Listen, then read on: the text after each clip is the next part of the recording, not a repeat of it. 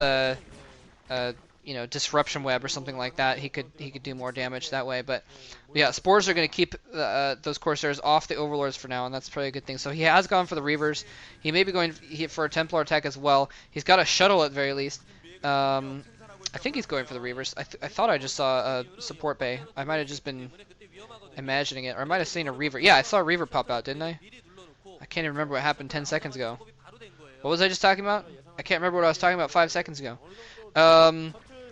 Scoping out this location with his Corsairs, he sees those Hydralisks there, so he knows he's not going to be able to do too much harassment there with the Reaver in that shuttle. But he's got full air control, full map control as well. Well, maybe not full map control, but he's got a decent amount of map control with those Corsairs. He can run around, and he just needs to be careful he doesn't get them caught by some Hydras. Whew! That was a close one. Now Jangbi's setting out some DTs just to try and now he's going to actually, looks like he's going to try and drop a DT as well into the bottom of his base, because there's just, okay, there are a couple Overlords there. He's got Hydralisks in place, but the Overlords aren't next to the Hydralisks. He could theoretically sneak the DT by if he doesn't expect them to be there. Here come the Corsairs. He's going to try and kill off those Overlords. He's probably going to bring in more Overlords in as we speak, but no, the main Overlord in the center there is still in position, and Jangbi is going to fall back. See, there's that extra piece right there we're just looking at of the map, that extra extension off the middle, which is unbuildable. Corsair's still running. He's got that DT. He's still inside the base. He's going to try and run in and pick off that Overlord again, but there's too many Hydralisks. Is he going to be able to get it? He doesn't need too many hits to kill that Overlord off. And the Overlord goes down, loses 2 Corsairs in the trade, but if he can get enough drones to make it worthwhile, it'll still be good. No, another Overlord coming in at just the right moment. 3 drones down. Oh, man. That DT had lifted up his blade and was in the process of swinging it, and the umpire said it was a checked swing and did not quite hit the target. Did not pass the home plate enough to be counted as a full swing. The drone was saved. But Jangbi now moving out on the ground. He figures if he can't do this harassment, he's got to do some pressure some way or another. He's moving out with a decent force of Zealots on the ground. He's got High Templar to back it up. The High Templar lagging a little bit behind, though. Could be a little bit in danger, but now he's got Reavers as well. He's going to be able to easily take out this base. Looks like Luxury might be mounting up. Oh, and this is what I was talking about. The High Templar are lagging behind. One gets picked off. The other almost gets picked off by the Hydralisks. The Reavers are going to be more than enough to deal with these Hydras, even if the Templar get picked off, though, with that many Zealots, +1 Speed Zealots in the mix. And, oh man, he's engaging on the other side as well, though. He needs some Storm or some Reaver Blast against that many Hydras. There's a nice Storm. Not quite enough to do a ton of damage to that group of Hydras. And now he's down to a single Templar, I believe, which may not even have a Storm left. No, 2 Templar, but probably only 1 or 2 Storms left. The Reavers are still in the mix, though. Beautiful Storm right on top of those Hydras. The Scarab pops the rest of them as well as they try and run away. He's just chasing him down, using the Zealots as a huge mobile shield, and just running in the Reavers in behind as well. He may be able to take out this last expansion. He's got a bunch of Zealots. He doesn't have a whole lot to deal with that sunken colony. But he's got the couple Reavers in play. If he can take out that Sun Colony with the Reavers, he's going in good shape. But actually, the Zealots can even move in from the side. The Reavers going to work. The Sunken Colony goes down. The Sunken Colony goes down. Luxury doing a beautiful counterattack, taking out that base at the left side, though. But Luxury, oh, is Luxury even going to lose this base? He's lost a lot of forces. He lost a lot of drones. Is he going to lose the hatchery, though? The Zealots are going to work, while the DTs and a few Zealots and the Reavers are trying to go to work on the Hydralisks. The hatchery is down in red health now. Is he going to lose the hatchery? Scarab's now going off. The lurkers are going to be too late. They're not going to get in there in time. The hatchery goes down. He still has that second hatchery, so he can still theoretically mine from that base.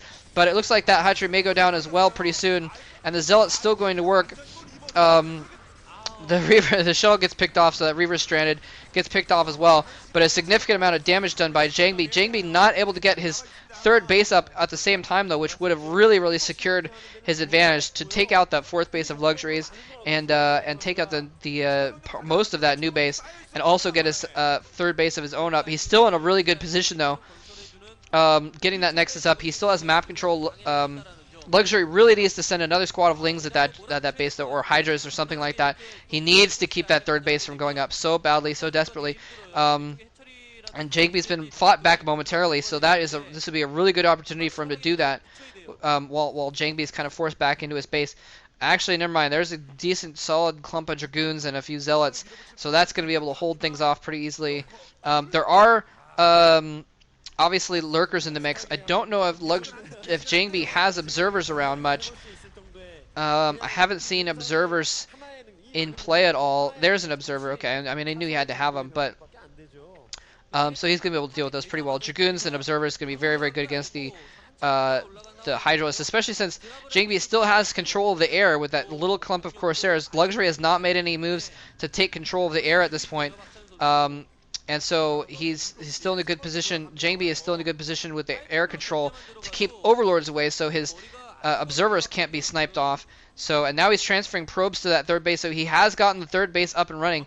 And Luxury is still just trying to get his third base back up and running. So Luxury is really in a disadvantageous position right now. Really, really hurting. Looks like he's trying to set up a little bit of a contain on that left side. Uh-oh.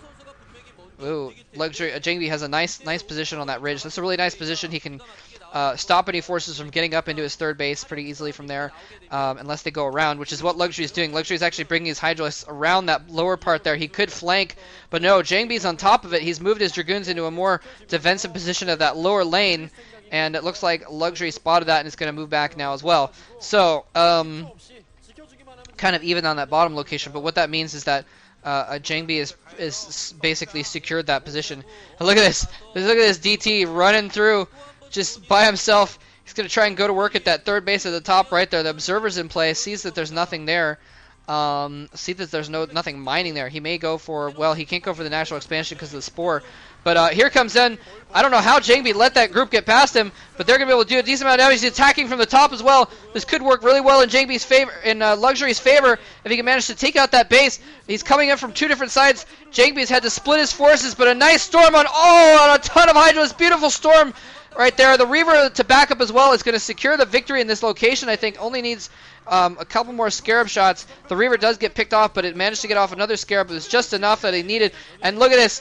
Oh, man.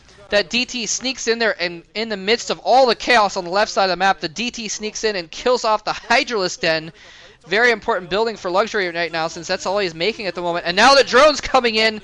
Is the DT still there? The drone's running right back away from that DT. He needs to go after the hatchery that's injured if he has if he's going to have any hope of killing off another building there. But I think reinforcements are probably going to arrive. Luxury, I think you could see a little bit of discouragement on his face, though. He knows he's in bad shape. Oh, man, what happened there? It looks like he ran his drones away from the main when he saw that coming in, but now the shuttle is up to the north. I don't know what happened with that drop there. Maybe there was a storm drop that we missed. But Luxury, with no bases, no mining, and unable to break Jangbi's defense, forced to GG. So Khan actually going up 2-1 over KT, who is the top-ranked team right now still, I believe. And so Khan trying to dig themselves out of last place, showing this is the old Khan. This is the Pro League champion Khan that we know and love. Coming back and winning some games here with their good players. Anyway, Violet is up next for KT, though, one of their stars. So we'll see what happens in Game 4 when I have time to cast those. Cheers.